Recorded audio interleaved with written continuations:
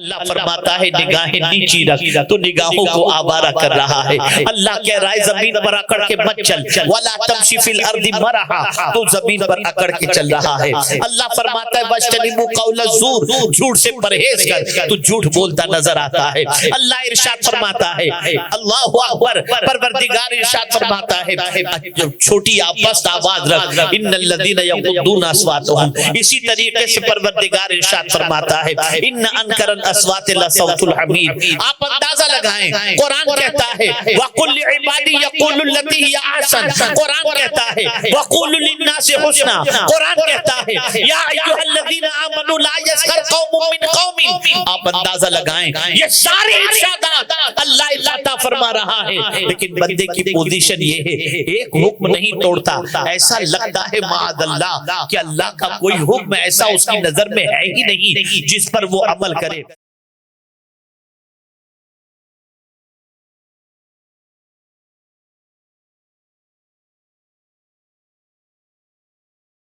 الحمدللہ رب العالمین والعاقبۃ للمتقین والصلاة والسلام علی سید الانبیاء والمرسلین وعلى آلہ واصحابہ الطیبین الطاہرین، اما بعد فاعوذ باللہ من الشیطان الرجیم، بسم اللہ الرحمن الرحیم، وَلَقَدْ آتَيْنَاكَ سَبْعًا مِنَ الْمَثَانِي وَالْقُرْآنَ الْعَظِيمِ، صدق اللہ العظیم۔ قابل قدر علماء ذوی الاحترام، سادات کرام، حاضرین و ناظرین، السلام علیکم ورحمۃ اللہ وبرکاتہ۔ میرے پیارے آقا صلی اللہ تعالی علیہ وسلم کے پیارے دیوانوں، سورہ ہجر کی جس آیہ کریمہ کی تلاوت کا میں نے شرف حاصل کیا، اللہ رب العزت جل جلالہ اس سے متعلق مجھے حق کہنے اور آپ سب کو حق سننے کی توفیق عطا فرمائے۔ اس سے پہلے کہ میں کچھ معروضات پیش کروں، آئیے ہم اور آپ سب مل کر آقا کریم رؤوف الرحیم علیہ تحیت و تسلیم کی بارگاہ بے کس پناہ میں جس طریقے سے میں پڑھاؤں، عقیدت و محبت میں ڈوب کر اسی طریقے سے درود و سلام کا نذرانہ پیش کریں۔ الصلاۃ والسلام علیک یا رسول اللہ،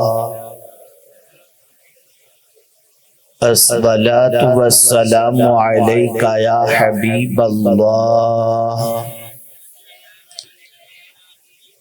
الصلاۃ والسلام علیک یا نبی اللہ، الصلاۃ والسلام علیک یا نور اللہ، وعلی آلک واصحابک یا حبیب اللہ، صلی اللہ تعالی علیہ وسلم۔ میرے پیارے آقا صلی اللہ تعالی علیہ وسلم کے پیارے دیوانوں، کئی گھنٹوں سے مسلسل آپ اللہ رب العزت جل جلالہ کے فرامین اور اس کے پیارے حبیب صلی اللہ علیہ وسلم کے ارشادات کو سماعت فرما رہے ہیں۔ مجھ سے پیشتر ایک دلوں کو جھنجھوڑنے والا خطاب محب گرامی حضرت مولانا سید امین القادری صاحب سے آپ نے سماعت فرمایا، اور یقیناً ان کے کلمات خیر کی سماعت کے بعد گناہوں کے سلسلے میں نفرت کا جذبہ ضرور بھی ضرور پیدا ہوا ہوگا۔ اللہ ہم سب کو گناہوں سے بچنے کی توفیق نصیب فرمائے اور نیکیوں کا جذبہ عطا فرمائے۔ میرے پیارے آقا صلی اللہ تعالی علیہ وسلم کے پیارے دیوانوں، آج موبائل کا دور ہے اور ہر آدمی کسی کے قریب رہ کر، کسی بڑے کے قریب رہ کر تصویر کھینچا کر کے اس کو اپنی یادگار بنانا چاہتا ہے۔ ایک زمانہ تھا کہ مکہ مکرمہ اور مدینہ منورہ جانے والے سے جب لوگ ملتے تو کہتے تھے کہ ہمیں دعا میں یاد رکھنا۔ اب احرام کی حالت میں کسی کو دیکھتے ہیں تو کہتے ہیں ایک سیلفی۔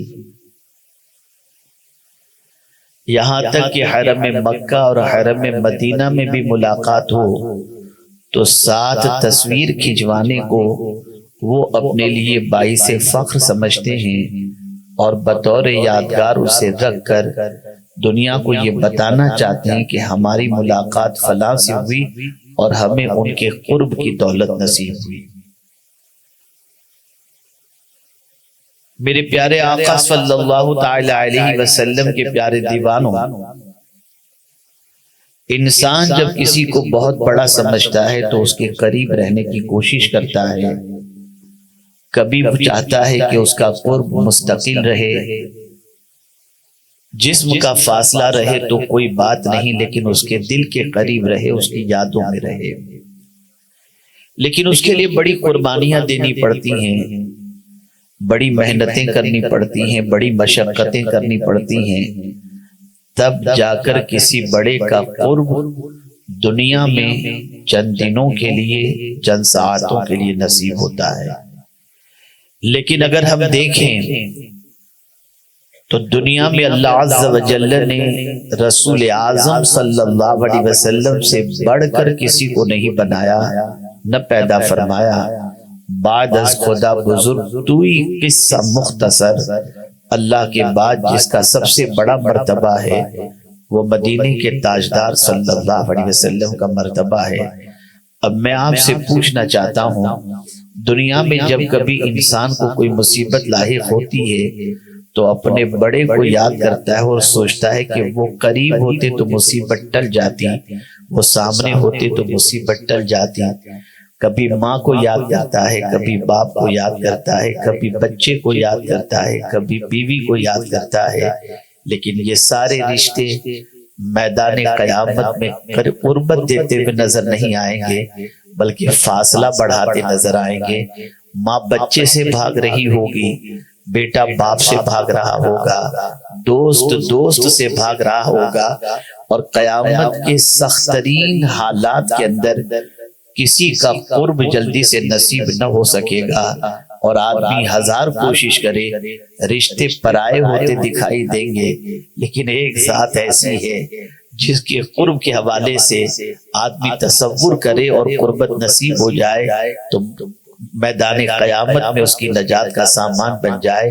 اب رسول اعظم صلی اللہ علیہ وسلم کی رسائی اللہ کی بارگاہ میں بے پناہ اعلیٰ حضرت عظیم البرکت امام عشق و محبت کہتے ہیں، سنتے ہیں کہ محشر میں صرف ان کی رسائی ہے، گر ان کی رسائی ہے لو جب تو بنائی ہے۔ میرے پیارے آقا صلی اللہ تعالی علیہ وسلم کے پیارے دیوانوں، جب رب جلال میں ہوگا اس وقت رب کی غضب کو اور جلال کو ٹھنڈا کرنے والی اگر کوئی ذات ہوگی تو مدینے کے تاجدار صلی اللہ علیہ وسلم کی۔ اب حضور فرماتے ہیں صلی اللہ علیہ وسلم، جو شخص یہ چاہتا ہو کہ قیامت میں اسے میرا قرب نصیب ہو جائے، اسے چاہیے کہ وہ مجھ پر کثرت سے درود شریف پڑھے۔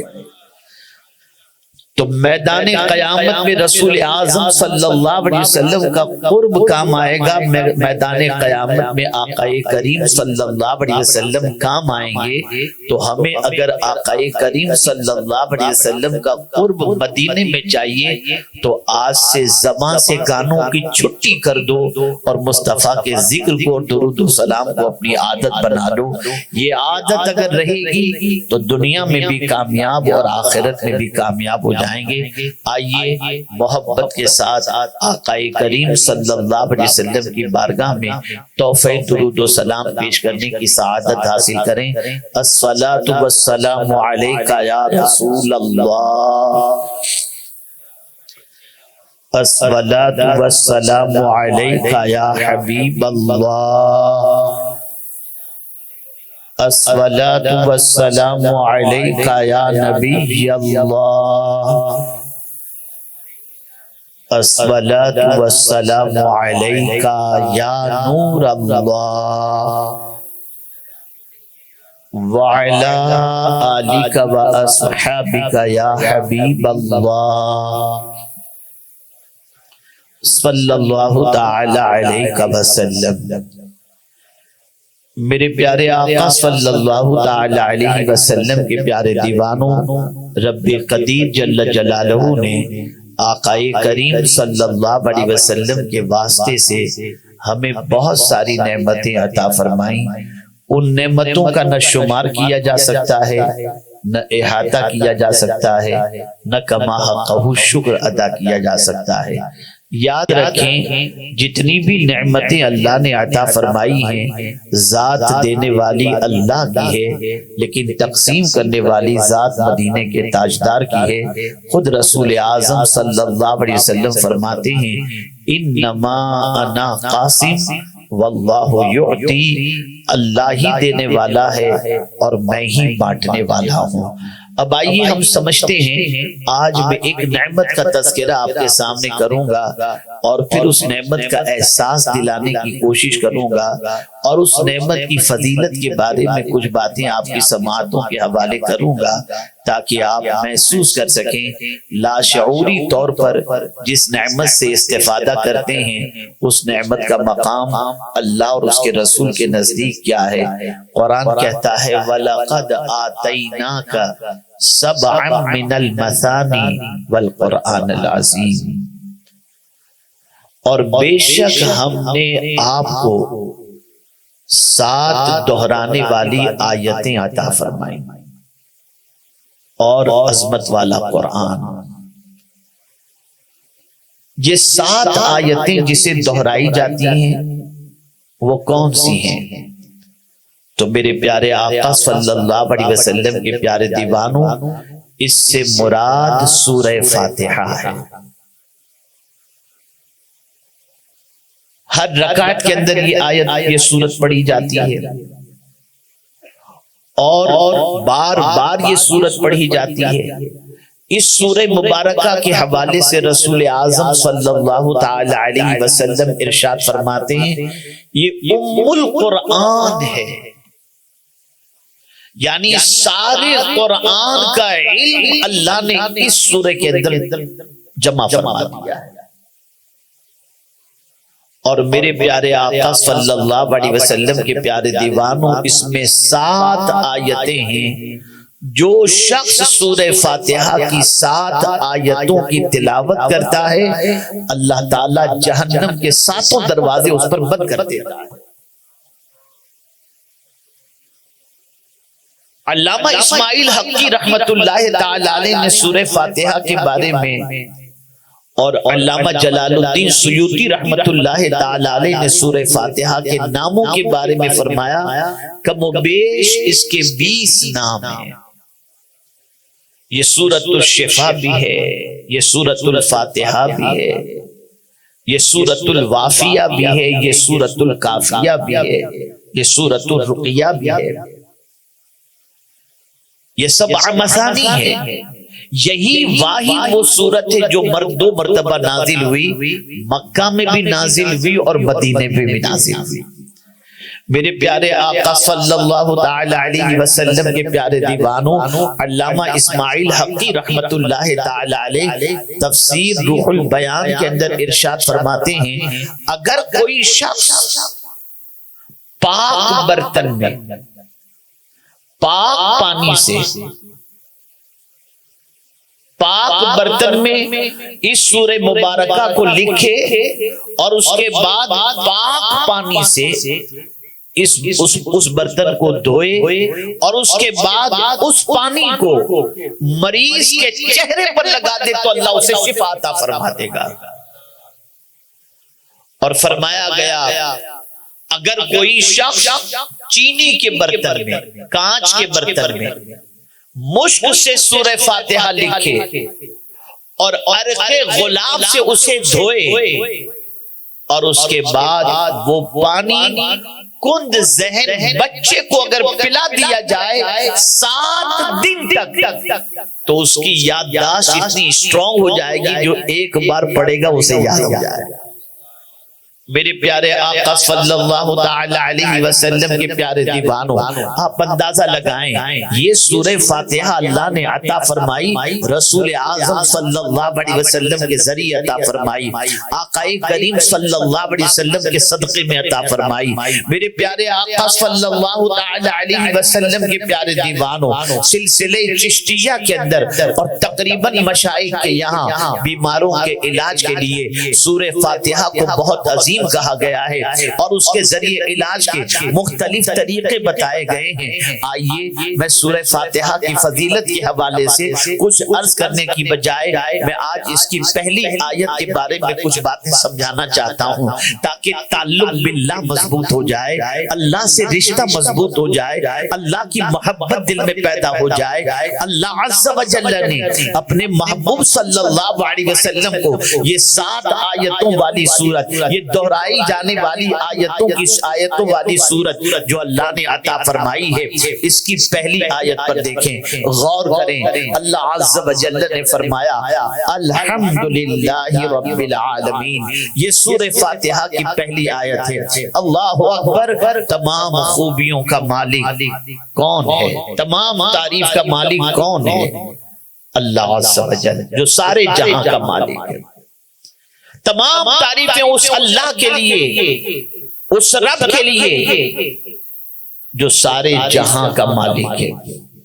میرے پیارے آقا صلی اللہ تعالی علیہ وسلم کے پیارے دیوانوں، آقا کریم صلی اللہ علیہ وسلم ارشاد فرماتے ہیں افضل الذکر لا الہ الا اللہ وافضل الدعاء الحمدللہ۔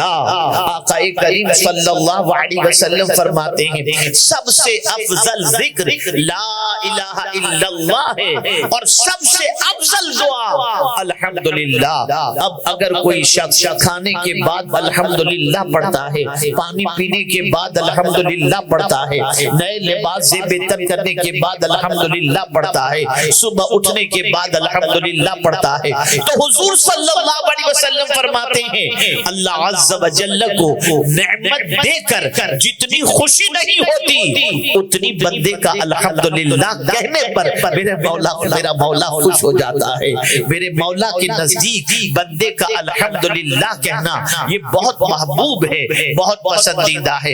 اب حمد اور شکر، ان دونوں چیزوں کو تھوڑی سی سمجھنے کی کوشش کریں۔ حمد کہتے ہیں کسی کی ذاتی خوبیوں کی بنیاد پر اس کی تعریف کی جائے، اسے کہتے ہیں حمد، اور کسی کے احسانات کے بدلے میں اس کی تعریف کی جائے اسے کہتے ہیں شکر۔ ذاتی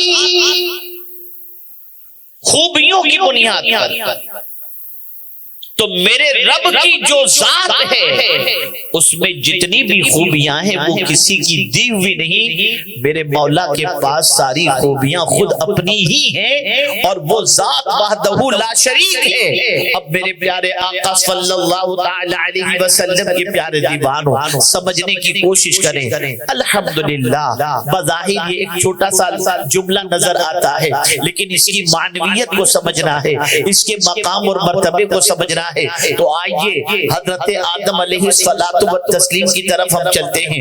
اللہ اکبر، حضرت آدم علیہ السلام کے جسد خاکی میں جب روح پھونکی گئی اور اس کے بعد آپ کو چھینک آئی تو آپ نے اپنی زبان سے کہا الحمدللہ۔ میرے مولا کو یہ کہنا اتنا پسند آیا کہ سورہ فاتحہ کی ابتدا اسی حضرت آدم علیہ السلام کے جملے سے فرما دی، اور الحمدللہ۔ اب بندہ جب کوئی الحمدللہ الحمدللہ کہتا ہے، الحمدللہ رب العالمین کہتا ہے، تو میرے مولا کی رحمت کو جوش آتا ہے، اور اس تعریف کرنے والے بندے کو اللہ تعالیٰ مزید نعمتوں سے مالا مال فرما دیتا ہے۔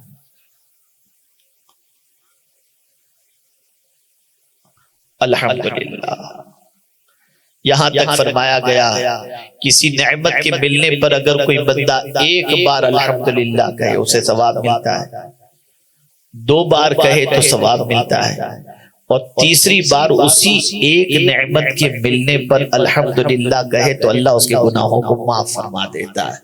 یہ ہے الحمدللہ۔ یہ کس کے صدقے میں یہ صورت ملی؟ حضور کے صدقے میں، سرکار صلی اللہ علیہ وسلم کے صدقے میں۔ اب الحمدللہ تمام خوبیاں اللہ کے لیے، اللہ معبود برحق جس کی بندگی کی جائے، جو ہمارا معبود ہے، جو ہمارا معبود برحق ہے، اسی کی بندگی، اسی کی عبادت ہمیں کرنی ہے اور ہم کرتے ہیں۔ لیکن وہ معبود ہے، اس کی دلیل کیا ہے؟ اسی کو قرآن نے کھولا، الحمدللہ رب العالمین، سارے جہان کا پالنے والا۔ تو جو سارے جہان کا پالنے والا ہے وہ وہی ہے جس کی عبادت کی جائے، وہی معبود برحق ہے۔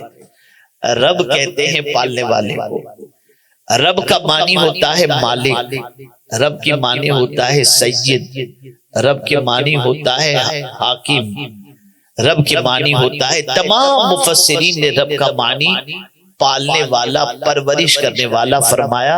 اور میرے پیارے آقا صلی اللہ علیہ وسلم کے پیارے دیوانوں، مفسرین نے یہاں تک بھی فرمایا بتدریج کسی کو کمال تک پہنچانا وہ رب ہوتا ہے، اس کو رب کہتے ہیں، بتدریج کسی کو کمال تک پہنچا دیا۔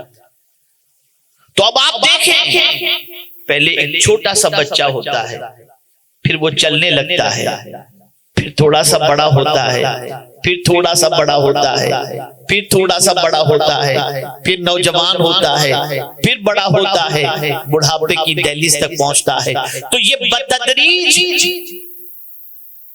کمال تک اگر کسی کو کوئی پہنچا رہا ہے تو وہ میرا رب ہے، وہ پالنے والا ہے۔ میرے پیارے آقا صلی اللہ علیہ وسلم کے پیارے دیوانوں، وہ کسی ایک کو نہیں پالتا، سارے عالم کا پالنے والا ہے۔ پتھر کو پالنے والا اللہ، درخت کو پالنے والا اللہ، پہاڑ کو پالنے والا اللہ، زمین کو پالنے والا اللہ، پھل فروٹ کو پالنے، اس کے درخت کو پالنے والا اللہ، انسان کو پالنے والا اللہ، سب کو پالنے والا اللہ ہے۔ 18,000 کم و بیش عالم ہیں، ان سارے عالم کو پالنے والا اگر کوئی ہے تو اللہ عز و جل ہے۔ پتہ چلا جو پالنے والا ہے وہی عبادت کا حقدار ہے، اسی کی بندگی کی جائے۔ میرے پیارے آقا صلی اللہ تعالی علیہ وسلم کے پیارے دیوانوں، ہم نے کبھی سوچا کہ ہم ماں کے شکم میں تھے، وہاں ہمیں کون پال رہا تھا؟ وہ اللہ عز و جل کی ذات تھی جو ماں کے شکم کے اندر ہماری پرورش فرما رہی تھی۔ آج ہمیں کون پال رہا ہے؟ اللہ رب العزت جل جلالہ پال رہا ہے۔ میرے پیارے آقا صلی اللہ تعالی علیہ وسلم کے پیارے دیوانوں، آپ ذرا سوچو، پالنے والی ذات اللہ کی ہے، وہ ہماری پرورش فرما رہا ہے، ہمیں جو ہے کمال تک لے جا رہا ہے۔ چلنے کا ڈھنگ اس نے عطا فرمایا، پیر میں قوت اس نے عطا فرمائی، یادداشت اس نے عطا فرمائی، رزق اس نے عطا فرمایا۔ اور میرے پیارے آقا صلی اللہ علیہ وسلم کے پیارے دیوانوں، پورے بدن میں قوت اگر کسی نے عطا فرمائی ہے تو وہ اللہ رب العزت جل جلالہ نے۔ آج وہی تو ہمیں پال رہا ہے، اور پھر یہی نہیں کہ ہمیں پال رہا ہے، ہماری اولاد کو بھی وہی پال رہا ہے، ہماری بیوی کو بھی وہی پال رہا ہے، ہمارے بچوں کو بھی وہی پال رہا ہے، ہمارے رشتہ داروں کو وہی پال رہا ہے، وہی پالنے والا ہے۔ میرے پیارے آقا صلی اللہ تعالی علیہ وسلم کے پیارے دیوانوں، کتنے تعجب کی بات ہے، اگر چند دنوں کی روٹیاں کوئی دے دے تو ہم اس کے حکم کی نافرمانی نافرمانی نہیں کرتے، چند دنوں کی ملازمت اگر کہیں مل جائے تو اس سیٹ کی بات ہم نہیں ٹالتے، لیکن جو رب ماں کی گود سے لے کر زندگی کی آخری سانس تک ہمیں پال رہا ہے، آج بندے کی پوزیشن کیا ہے؟ وہ بندہ جس کو اللہ پال رہا ہے، بندہ اس کی بات سننے کو تیار نہیں، اس کے فرامین پر عمل کرنے کے لیے تیار نہیں، اس کی نافرمانی ہو جائے تو اس سے معافی مانگنے کے لیے تیار نہیں۔ کتنی حیرت کی بات ہے، پال خدا رہا ہے، فرمان شیطان کا تم مان رہے ہو، پال خدا رہا ہے، اس کے ارشاد کے خلاف زندگی گزار رہے ہو۔ ایک واقعے کے ذریعے آپ کے دل و دماغ کو تھوڑا سا اللہ عز و جل کے فرمان پر عمل کی طرف مائل کرنے کی کوشش کر سکوں۔ اللہ اکبر، اس واقعے کے ذریعے اگر آپ کا دل و دماغ پرفیکٹ ہو جائے اور سوچ درست ہو جائے تو میں یقین کے ساتھ کہہ سکتا ہوں کہ انشاءاللہ آج کے بعد یہاں سے اٹھیں گے تو جیسے ہی کہیں سے اللہ کا حکم آپ کے کانوں سے ٹکرائے گا آپ اس پر عمل کرنے کی کوشش کریں گے۔ دیکھیے نا، مولانا روم رحمت اللہ تعالی علیہ فرماتے ہیں کہ سلطان محمود ان کا غلام تھا ایاز، کوئی خاص پڑھا لکھا نہیں تھا وہ، لیکن محمود انہیں بہت چاہتے تھے اور ایاز اپنے مالک کی بڑی وفاداری کا مظاہرہ کرتے، لیکن معاشرین جو تھے، دربار کے جو لوگ تھے، ان کے دلوں میں ایاز کے سلسلے میں تھوڑا سا حسد تھا کہ آخر سلطان محمود جو ہے وہ ایاز کو اتنا کیوں چاہتے ہیں۔ ایک مرتبہ توجہ چاہوں گا، سلطان محمود نے ایک قیمتی ہیرا سامنے رکھا اور اپنے جتنے خدام تھے ان سے فرمایا اس ہیرے کو توڑو۔ ایک ایک کر کے آتے گئے اور سب نے معذرت چاہی اور سب نے کہا کہ حضور یہ اتنا قیمتی ہیرا ہم کیسے توڑ سکتے ہیں؟ سب آتے گئے، معذرت چاہ کر کے چلے جاتے رہے، لیکن جب ایاز کی باری آئی تو ایاز نے ہتھوڑا لیا اور ہیرے کو توڑ دیا۔ قیمتی ہیرا ٹوٹ گیا، چکنا چور ہو گیا۔ تو جو لوگ ایاز کے سلسلے میں دل میں حسد رکھتے تھے ان کے دل میں خیال پیدا ہوا اب تو ایاز بادشاہ کی نظر سے گر جائے گا، اور اس نے اپنی جہالت کا پورا ثبوت دے دیا ہیرے کو توڑ کر کہ یہ کتنا بڑا بے وقوف ہے، اب بادشاہ اپنے دربار سے نکال دے گا۔ جب سلطان نے دیکھا کہ ایاز نے قیمتی ہیرے کو توڑ دیا ہے تو بلایا ایاز کو، ایاز سب نے تو معذرت چالی، تم نے ہیرا کیوں توڑا؟ توجہ چاہوں گا، مولانا روم نے بڑی پیاری بات فرمائی۔ ایاز نے کہا حضور ایک طرف ہیرے کا ٹوٹنا تھا اور ایک طرف آپ کے حکم کا ٹوٹنا تھا، میرے دل میں خیال پیدا ہوا میں کسے توڑوں، ہیرے کو توڑوں یا آپ کے حکم کو توڑوں؟ تو میری محبت نے مجھے کہا کہ نہیں، ہیرا ٹوٹ جائے تو کوئی بات نہیں، مالک کا حکم نہیں ٹوٹنا چاہیے۔ تو میں نے اس وجہ سے ہیرے کو توڑ دیا۔ اسی وقت سارے جتنے حاسدین تھے ان کی آنکھیں کھلی کی کھلی رہ گئی اور بادشاہ نے انعام و اکرام سے نوازا۔ مولانا روم رحمت اللہ تعالی علیہ فرماتے ہیں آپ ذرا سوچو، چند دنوں کی زندگی کی خدمت اور اس کا صلہ دینے والے سلطان محمود کے ایک حکم کو ایاز توڑنے کے لیے تیار نہیں، اور جو مولا تمہیں پال رہا ہے تم اس کے کتنے حکم توڑ رہے ہو؟ آپ ذرا سوچو، نماز ہی کو لے لیجئے، ایک بار اللہ قرآن میں کہہ دے اقیم الصلاۃ کافی، لیکن میرے کریم نے 300 مقامات پر کم و بیش نماز کا حکم دیا۔ صبح ہوتے ہی نماز کا حکم ٹوٹ رہا ہے، اللہ کی نافرمانی ہو رہی ہے، پالنے والے کی فکر ختم، رب العزت جل جلالہ کے احکام کی پرواہ کرنے کی کوئی فکر نہیں، کوئی پرواہ نہیں کی جا رہی۔ صبح و شام اللہ کا حکم توڑا جا رہا ہے، صبح و شام اللہ کی نافرمانی کی جا رہی ہے۔ یہ خیال دل سے نکل گیا کہ ہم اللہ کا حکم اگر توڑیں گے تو اللہ کتنا ناراض ہوگا۔ مجھے بتاؤ، ماں باپ بھی پالتے ہیں، ماں باپ کو ناراض کرنے والے کے حوالے سے رسول اعظم صلی اللہ علیہ وسلم نے فرمایا باپ کی خوشی میں اللہ کی خوشی ہے، اور ماں جنت کے ماں کے قدموں کے نیچے اللہ نے جنت رکھ دی ہے۔ میں آپ سے پوچھنا چاہتا ہوں، ماں باپ کے ساتھ اچھے سلوک کا حکم، ماں باپ کا احترام کرنے کا حکم، ماں باپ کی نافرمانی سے بچنے کا حکم، اور ماں باپ کے احسان اور ماں باپ سے حسن سلوک کا حکم، اور ماں باپ کی خوشی کے اندر اللہ کی خوشی کے حوالے سے ارشادات موجود۔ میں پوچھنا چاہتا ہوں اے رسول اعظم صلی اللہ علیہ وسلم کے پیارے دیوانوں، ماں باپ کب تک کیا پالتے ہیں، کتنا پالتے ہیں، کس طرح سے پالتے ہیں؟ تو جب تم کھانے کے لائق ہوئے تمہیں غذا عطا کر دی، جب تم پینے کے لائق ہوئے تمہیں پانی عطا کر دیا، لیکن ماں کے پیٹ کے اندر کون پال رہا ہے؟ تم ماں سے دور ہو تمہیں کون کھلا رہا ہے؟ تم باپ سے دور ہو تمہیں کون کھلا رہا ہے؟ ارے ماں باپ کا انتقال ہو گیا تو تمہاری پرورش کون کر رہا ہے؟ وہ پالن ہار حقیقی کر رہا ہے، معبود برحق کر رہا ہے، احکم الحاکمین کر رہا ہے۔ میرے پیارے آقا صلی اللہ علیہ وسلم کے پیارے دیوانوں، ضرورت صبر کی ہے، جو ہمیں پال رہا ہے اس کی حکم کی نافرمانی، اس کے حکم کو جو ہے وہ توڑنا نہیں چاہیے، اس کی فرما برداری کرنی چاہیے۔ میرے پیارے آقا صلی اللہ علیہ وسلم کے پیارے دیوانوں، آپ ذرا دیکھیں نا، حضرت ابراہیم ابن ادہم رحمت اللہ تعالی علیہ اپنے غلام سے پوچھتے ہیں کیا کھاؤ گے؟ غلام جواب میں عرض کرتا ہے جو آپ کھلا دیں۔ آقا پوچھتے ہیں، حضرت ابراہیم ابن ادہم پوچھتے ہیں کیا پیو گے؟ کہا آقا جو آپ پلا دیں۔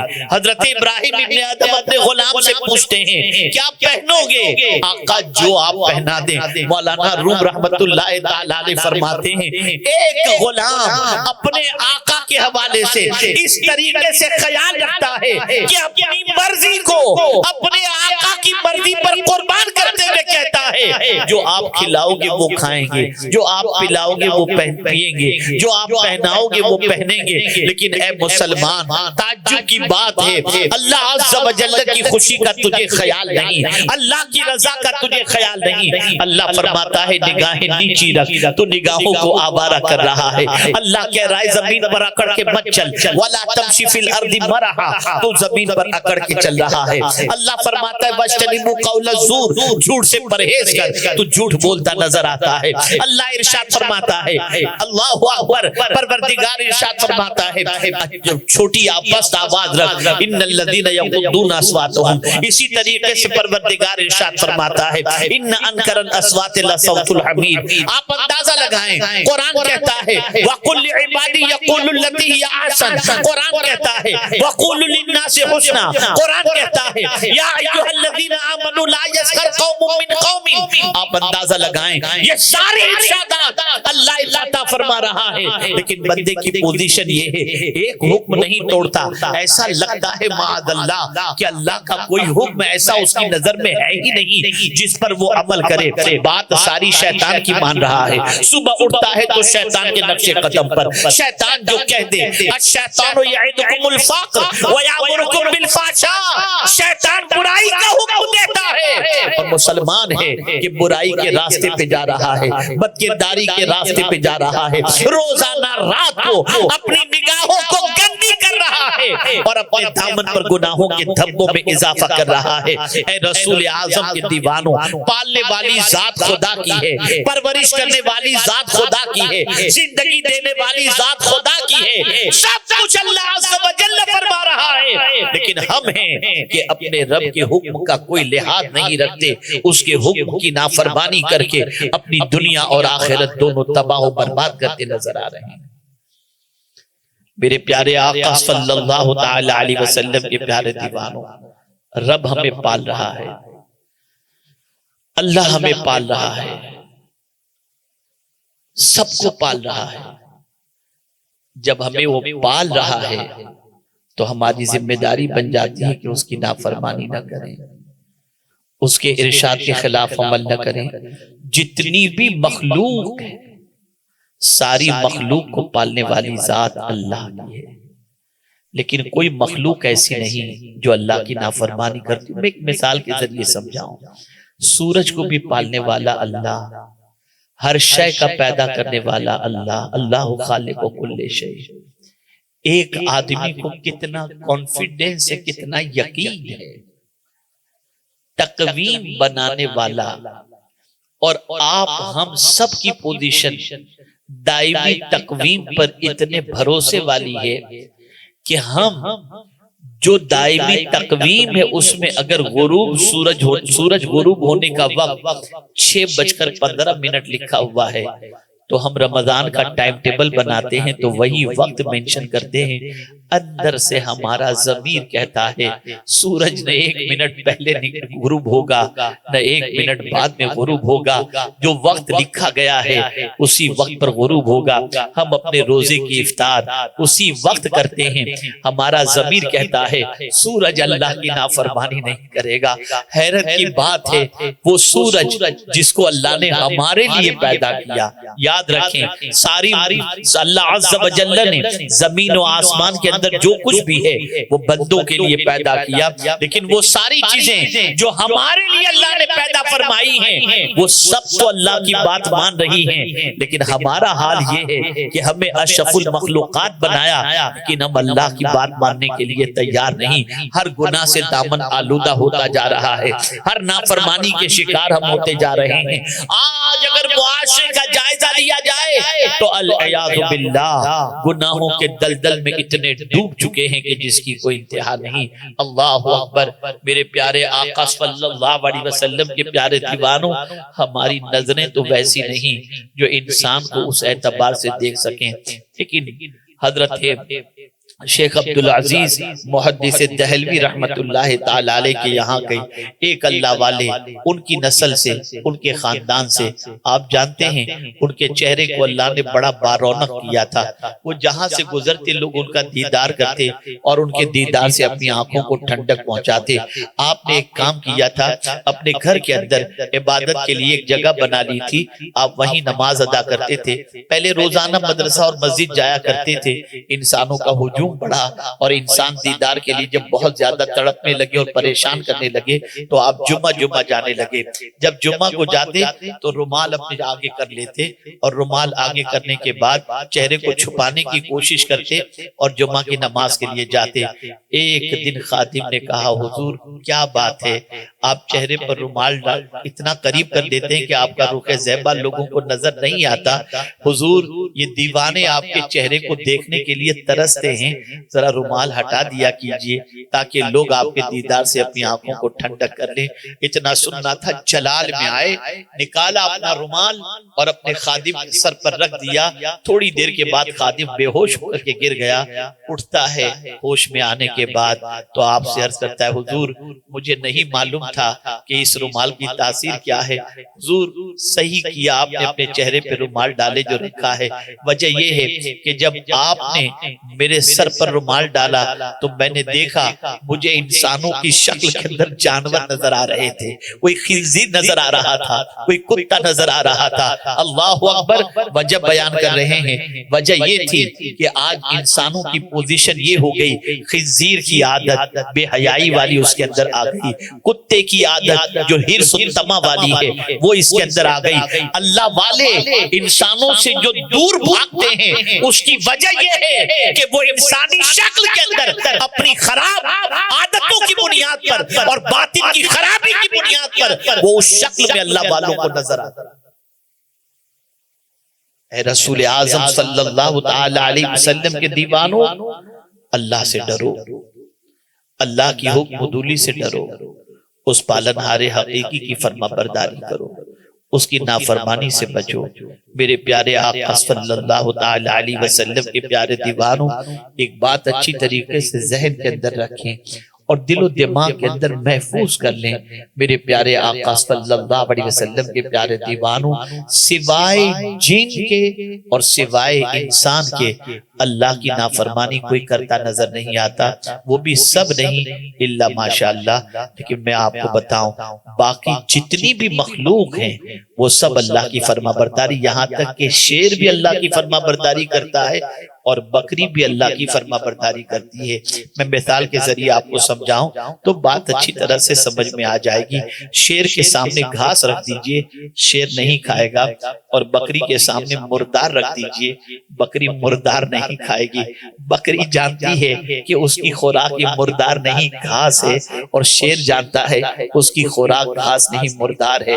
اے مسلمان تجھے کیا ہو گیا کہ تو یہ بھی نہیں دیکھتا تیرے لیے اللہ نے کیا حلال فرمایا اور کیا حرام فرمایا؟ جو جی میں آیا کھا رہا ہے، جو جی میں آیا پی رہا ہے۔ تجھے اللہ کے حکم کا، اللہ کے فرمان کا، رسول اعظم صلی اللہ علیہ وسلم کے ارشاد کا کوئی خیال نہیں۔ اے رسول اعظم صلی اللہ علیہ وسلم کے دیوانوں، یہ بات اچھی طرح سے ذہن میں رکھو، جب انسان اللہ کی نافرمانی کرتا ہے تو سب سے پہلے اللہ تعالیٰ اس کے دل کو کمزور کر دیتا ہے۔ یاد رکھیں اللہ کی نافرمانی سے دل کمزور ہوتا ہے اور اللہ کی فرما برداری سے انسان کا دل مضبوط ہوتا ہے۔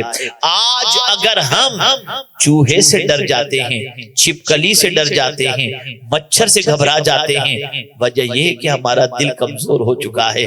لیکن اللہ والے شیروں پر سوار ہو کر کے نکلتے تھے، انہیں کوئی خوف نہیں ہوتا تھا، اس لیے کہ وہ گناہ سے بچے ہوئے تھے۔ مجھے یاد آ رہا ہے افریقہ کے اندر جب اللہ کے رسول صلی اللہ علیہ وسلم ایک صحابی پہنچے، اور پہنچنے کے بعد انہوں نے دعوت دین کا کام انجام دیا اور علاقے کے علاقے آغوش اسلام میں آنے لگے، تو بعد میں یہ طے ہوا کہ اب کیا کرنا چاہیے، کہیں ایسا نہ ہو کہ ہم چلے جائیں اور بعد میں یہ اسلام سے ہاتھ دھو بیٹھیں۔ تو طے ہوا کہ ہم سب نے یہاں کچھ عرصے تک قیام کرنا چاہیے۔ اب صحابہ کی تابعین کی فوج بڑی لمبی تھی، اللہ اکبر کہاں قیام کریں گے؟ تو خیال آیا کمانڈر نے، اس زمانے کے وہ صحابی رسول نے، انہوں نے فوراً فرمایا فلاں جنگل میں ہم قیام کریں گے۔ تو ماتحت والوں نے کہا حضور جنگل میں درندے ہوتے ہیں، کیڑے مکوڑے ہوتے ہیں، اگر کھا جائیں گے تکلیف پہنچائیں گے، اذیت پہنچائیں گے، جنگل میں کیسے رہیں گے؟ اللہ اکبر۔ وہ صحابی رسول فرماتے ہیں تمہیں گھبرانے کی کوئی ضرورت نہیں، ہم رہیں گے تو انشاءاللہ جنگل میں ہی سب کا انتظام وہیں پر ہوگا، اور تم گھبراؤ نہیں، کوئی درندہ تمہیں کچھ نہیں کر سکتا۔ یہ کہتے ہوئے سب نے، جب انہوں نے یہ فرمایا، سب اطاعت کرتے ہوئے ان کے پیچھے پیچھے چل پڑے۔ جنگل کے آنے سے پہلے بلند آواز سے انہوں نے ارشاد فرمایا اے جنگل کے جانوروں، اے جنگل کے حشرات الارض، سب جنگل خالی کر دو، مصطفیٰ کے غلام اس میں رہنا چاہتے ہیں۔ بس اتنا کہنا تھا کہ تھوڑی دیر کے اندر جنگل خالی ہوتا ہوا نظر آ رہا ہے۔ آپ اندازہ لگائیں جب کوئی اللہ کی مانتا ہے تو اللہ کی مخلوق بھی اس کی بات ماننے لگ جاتی ہے۔ آج ہماری اولاد ہماری بات نہیں مانتی، وجہ یہ ہے کہ ہم اللہ کی بات نہیں مانتے۔ ایک جملہ عرض کر کے میں اپنی گفتگو کو ختم کر دوں۔ ہم فجر کی نماز کے لیے اپنے بچوں کو آواز دے کر اٹھائیں تو بچہ نہیں اٹھتا، ہلا کر کے اٹھائیں نہیں اٹھتا، ٹھوکر مار کے اٹھائیں تو نہیں اٹھتا، اللہ اکبر کروٹ لے کے سو جاتا ہے۔ کیا وجہ ہے؟ ہماری ٹھوکروں سے زندہ بچہ ہمارا اٹھتا نہیں دکھائی دیتا، لیکن غوث پاک ٹھوکر مارے تو مردہ زندہ ہو جائے۔ وجہ سب سے بڑی یہ ہے جو قدم اور جو پیر اللہ کی فرما برداری کرتے ہیں، اللہ تعالیٰ ان پیروں میں طاقت و توانائی عطا فرما دیتا ہے۔ مسلمانوں بے چینی اور بے قراری کی وادیوں سے نکلنا ہے تو پالنے والے رب کی فرما برداری کرو، اس رب کے احسان کو یاد کرو، اس رب کے فرمان کو، اس رب کے کرم کو یاد کرو۔ میرے پیارے آقا صلی اللہ علیہ وسلم کے پیارے دیوانوں، جب اس کے کرم کو یاد کرو گے، اس کے احسان کو یاد کرو گے، اس کی کرم نوازیوں کو یاد کرو گے تو انشاءاللہ تمہارے اندر اطاعت کا جذبہ پیدا ہوگا، جذبہ فرما برداری پیدا ہوگا۔ اللہ کرے کہ ہم اپنے رب کی اطاعت کرتے ہوئے اپنی زندگی کی ساعتوں کو گزاریں۔ میرے پیارے آقا صلی اللہ علیہ وسلم کے پیارے دیوانوں، سورہ فاتحہ کی تلاوت کثرت سے کیا کریں۔ کریں، مریضوں کو پڑھ کر اس سے دم کیا کریں، سورہ فاتحہ کے اسرار و رموز کو سمجھنے کی کوشش کریں، سورہ فاتحہ کے معنی کو سمجھنے کی کوشش کریں۔ سورہ فاتحہ میں اللہ نے بڑی تاثیر رکھی ہے، سورہ فاتحہ کی تفسیر کو پڑھیں، اور میرے پیارے آقا صلی اللہ تعالی علیہ وسلم کے پیارے دیوانوں، اللہ رب العزت جل جلالہ کی اطاعت اور اس کے رسول صلی اللہ علیہ وسلم کی اطاعت میں اپنی زندگی گزارنے کی کوشش کریں۔ اللہ رب العزت آقا کریم رؤوف الرحیم علیہ التحیۃ والتسلیم کے صدقہ و طفیل ہم سب کو اللہ اور اس کے رسول صلی اللہ علیہ وسلم کے ارشادات پر عمل کی توفیق نصیب فرمائے، گناہوں سے بچنے کی توفیق نصیب فرمائے، بد کرداری سے بچنے کی توفیق نصیب فرمائے، بے عملی سے بچنے کی توفیق نصیب فرمائے، اور رب قدیر جل جلالہ رسول اعظم صلی اللہ علیہ وسلم کی شفاعت نصیب فرمائے۔ وما علینا الا البلاغ المبین۔ السلام علیکم ورحمۃ اللہ وبرکاتہ۔